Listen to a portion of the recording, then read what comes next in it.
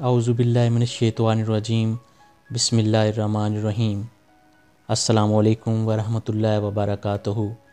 MKKKM یعنی میرے قلم کاغذ کے مطابق لفظوں کی دنیا میں محمد ایاز الحسن آپ کو خوش آمدید کہتا ہے۔ آج ہم معاشرتی زندگی میں عموماً استعمال ہونے والا لفظ کمپٹیشن پر آج ہم بات کریں گے۔ کمپٹیشن انگریزی زبان کا لفظ ہے جسے اردو میں ہم مقابلہ کہتے ہیں۔ مقابلے کے مفہوم کو سمجھنے، مقابلے کے مفہوم کو جاننے یا پھر مقابلے کے نتائج عکس کرنے کے لیے ہمیں دو سے زیادہ چیزوں کی ضرورت ہوتی ہے۔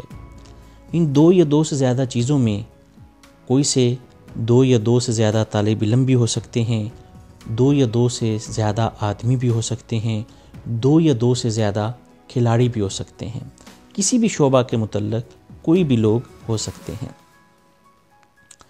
ہر کھلاڑی، ہر آدمی، ہر طالب علم، ہر شخص جہاں پہ بھی آپ کو ملے گا، ایک عام لفظ بالخصوص کمپٹیشن جو ہے یہ اس کے منہ سے آپ لازمی سنیں گے۔ وہ آپ کو یہ کہتا ہوا عموماً ملے گا کہ بھئی کمپٹیشن کا دور چل رہا ہے، بہت سخت مقابلے کا دور چل رہا ہے، وہ مجھ سے جیت گیا تھا، اب میں اس سے جیتنا چاہتا ہوں، وہ مجھ سے آگے نکل گیا تھا، اب میں اس کو پیچھے چھوڑ دینا چاہتا ہوں، میں نہیں چاہتا کہ اب اس دفعہ بھی وہ مجھے ہرائے، میں اس دفعہ اس سے جیتنا چاہتا ہوں، میں اس کو پیچھے چھوڑ دینا چاہتا ہوں۔ یہ سب کیا ہے؟ یہ کمپٹیشن ہے، یہ مقابلہ ہے۔ شاید آج کا انسان، موجودہ معاشرے کا جو انسان ہے، وہ اپنی ترقی کا راز اس بات میں چھپائے بیٹھا ہے کہ جب تک میرا کسی کے ساتھ مقابلہ نہیں ہوگا میں ایک قدم بھی آگے نہیں بڑھ سکتا۔ ہمارے معاشرے میں ہم کیسے کمپٹیشن کرتے ہیں یا ہم کیسے مقابلہ کرتے ہیں، اس کمپٹیشن کا عمل یا پروسیجر جو ہے وہ ہم کیسے اڈاپٹ کرتے ہیں، میں ایک سے دو مثالوں کے ساتھ آپ کو واضح کر دیتا ہوں۔ سب سے پہلے ہم ایک مثال لیتے ہیں والدین کی۔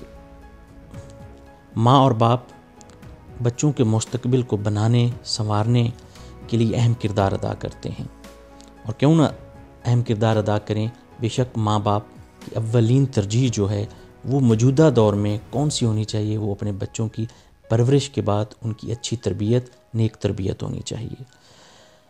فرض کریں کہ کسی ایک اسکول کا سالانہ امتحان جو ہے اس کا نتیجہ اناؤنس ہوا، اس کا اعلان کیا گیا۔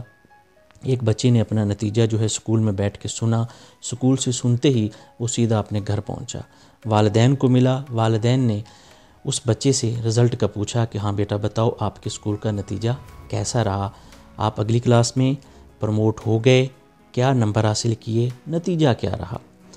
فرض کریں کہ بچہ اپنے والدین کو بتاتا ہے کہ میں ناکام ہوا ہوں، مجھے اسی کلاس میں میرے اساتذہ کرام نے رکھنے کا فیصلہ کیا ہے، تو ساتھ ہی والدین جو ہیں وہ اگلا سوال بچے سے کیا کریں گے؟ اچھا تم تو فیل ہو گئے، تم تو ناکام ہو گئے، اچھا یہ بتاؤ کہ وہ جو فلاں تمہارا خالہ کا بیٹا ہے، وہ فلاں جو چاچو کا بیٹا ہے، وہ جو فلاں پڑوسی ہے، وہ جو فلاں تمہارا دوست ہے، وہ جو تمہارے ساتھ بیٹھتا ہے، اس کا کیا بنا، اس کا نتیجہ کیا رہا۔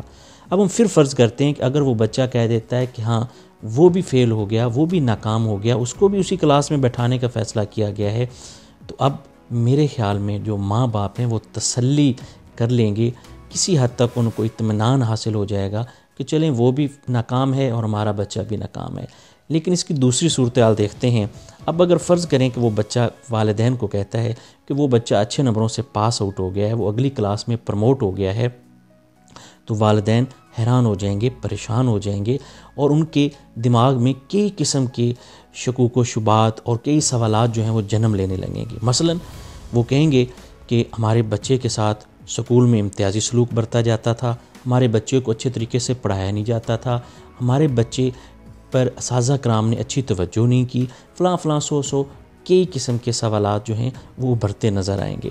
لیکن حقیقت میں موازنہ کیسے کرنا چاہیے؟ موازنہ ایسے ہونا چاہیے کہ جس بچے نے کلاس میں پوزیشن لی ہے، جس بچے نے اگلی کلاس میں جگہ بنانے میں کامیاب ہوا ہے یا اگلی کلاس میں پاس آؤٹ ہو گیا ہے، اس بچے کی سرگرمیاں کیا تھیں، جو بچہ ناکام ہوا ہے اس بچے کی کیا سرگرمیاں تھیں، اس بچے کی کیا روٹین تھی، وہ اسکول کتنے بجے پہنچتا تھا، اسکول میں بیٹھ کے کیسے کام کرتا تھا، اساتذہ کا کام کیسے نوٹ کرتا تھا، ہوم ورک کرنے کی کیا شیڈول تھا۔ اسی طرح کی کئی سرگرمیاں جو کامیاب ہونے والا اور ناکام ہونے والا طالب علم جو ہے دونوں کا موازنہ ہونا چاہیے۔ اسی طرح والدین کا بھی موازنہ ہونا چاہیے۔ جو بچہ کلاس میں فرسٹ آیا ہے یا کلاس میں پوزیشن لی ہے یا پھر کلاس میں کامیاب ہوا ہے، اس بچے کے والدین کی سرگرمیاں کیا تھیں، وہ اسکول ریگولر آتے تھے، اساتذہ کرام سے ملتے تھے، اس بچے کے بارے میں پوچھتے تھے۔ اگر وہ سب ایسا کرتے تھے تو شاید یہی وجہ بنی، بلکہ یقیناً یہی وجہ بنی کہ ان کا بچہ کامیاب ہو گیا۔ دوسری طرف جو بچہ ناکام ہوا، ہو سکتا ہے اس کے والدین عدم توجہی کی وجہ سے، عدم دلچسپی کی وجہ سے وہ اسکول نہیں جاتے تھے، وہ اپنے بچے سے سارا سال لاپرواہ رہے، بے خبر رہے، بالآخر ان کو ناکامی کی صورت میں ایک نتیجہ سننا پڑا۔ ایک اور مثال لیتے ہیں کسان کی۔ فرض کریں کہ ایک کسان ہے، وہ اپنی زمین تیار کرتا ہے، زمین میں ہل چلاتا ہے، بیج بوتا ہے، پانی سے سیراب کرتا ہے، وقت کا انتظار کرتا ہے، جب فصل پکنے پہ آتی ہے، پک کے تیار ہو جاتی ہے، اپنی پیداوار اٹھانے لگتا ہے۔ ہم فرض کرتے ہیں کہ اس کی پیداوار فی ایکڑ جو ہے گندم کی وہ آئی ہے 50 من۔ اب جب وہ 50 من اٹھا رہا ہوگا، ساتھ ہی اس کے ذہن میں ایک سوال ابھرے گا کہ میرے ساتھ والی زمین جس کی تھی، جو زمیندار میرے ساتھ والا تھا، اس کی پیداوار کتنی آئی ہے؟ جب وہ اس سے پوچھے گا، میں فرض کرتا ہوں کہ اس کی پیداوار جو ہے وہ آئی 60 من، اب اس کی 10 من اس سے بڑھ گئی تو یقیناً اس کے لیے یہ پریشان کن حالت بن جائے گی۔ وہ ذہن میں سوالات پیدا کرے گا کہ میری بھی زمین وہی جو اس کی زمین، میرا بھی بیج وہی جو اس کا بیج، میرا بھی پانی وہی جو اس کے پاس پانی تھا۔ پھر کیا وجہ بنی؟ وجہ حقیقت میں یہ بنی، ہو سکتا ہے اس نے اس سے زیادہ محنت کی ہو، بلکہ یقیناً کی ہوگی، کیونکہ اللہ تبارک و تعالیٰ فرماتے ہیں کہ میں اپنے بندے کو بے شک اتنا ہی نوازتا ہوں جو جس نیت کے ساتھ جتنی محنت کرتا ہے۔ کہیں نہ کہیں فرق ضرور آیا ہے، جس کی وجہ سے فی ایکڑ 10 من وہ دوسرے والا کسان جو ہے اٹھانے میں کامیاب ہوا ہے۔ اسی لیے کہتے ہیں کہ آپ کا جو مقابلہ ہے وہ کسی اور کے ساتھ نہیں، آپ کا مقابلہ اپنی ذات کے ساتھ ہے۔ اب ہم آتے ہیں حقیقت کی طرف۔ حقیقت میں اگر دیکھا جائے، ہمارا مقابلہ جو ہے وہ کسی فرد واحد کے ساتھ، معاشرے میں کسی کے ساتھ نہیں، بلکہ ہمارا سب سے پہلا مقابلہ جو ہے، باقی سارے مقابلے بعد میں، سب سے پہلا مقابلہ ہمارا اپنی ذات کے ساتھ ہے۔ اگر ہم اپنی ذات سے جیتتے ہیں تو تب ہی ہم دنیا میں بھی جیت سکتے ہیں، دنیا کے باقی مقابلے بھی جیت سکتے ہیں۔ اب آپ کے ذہن میں سوال آ رہا ہوگا کہ اپنی ذات کے ساتھ مقابلہ کیسے؟ اپنی ذات کے ساتھ کمپٹیشن یا اپنی ذات کے ساتھ مقابلے کا مطلب یہ کہ آیا کہ ہم اللہ تبارک و تعالیٰ کی عطا کردہ صلاحیتوں، اللہ تبارک و تعالیٰ کی عطا کردہ نعمتوں، رحمتوں، وقت اور موقع سے بھرپور فائدہ اٹھا رہے ہیں، ان کا جائز استعمال کر کے، یا پھر نہیں؟ اگر آپ جائز استعمال نہیں کر رہے تو پھر آپ ناکام ہیں، آپ خود سے شکست حاصل کر رہے ہیں، خود سے ہی آپ ہار رہے ہیں۔ یاد رکھیے، جو خود سے ہار جاتا ہے وہ کسی سے جیت نہیں سکتا، اور جو خود سے جیت جاتا ہے اس کو کوئی اور ہرا نہیں سکتا۔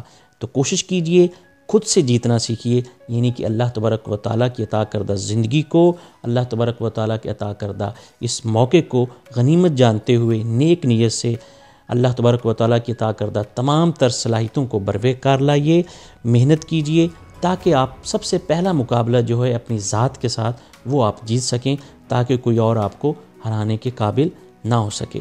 ڈاکٹر علامہ محمد اقبال رحمۃ اللہ علیہ کچھ یوں فرماتے ہیں، خودی کو کر بلند اتنا کہ ہر تقدیر سے پہلے، خودی کو کر بلند اتنا کہ ہر تقدیر سے پہلے، خدا بندے سے خود پوچھے بتا تیری رضا کیا ہے۔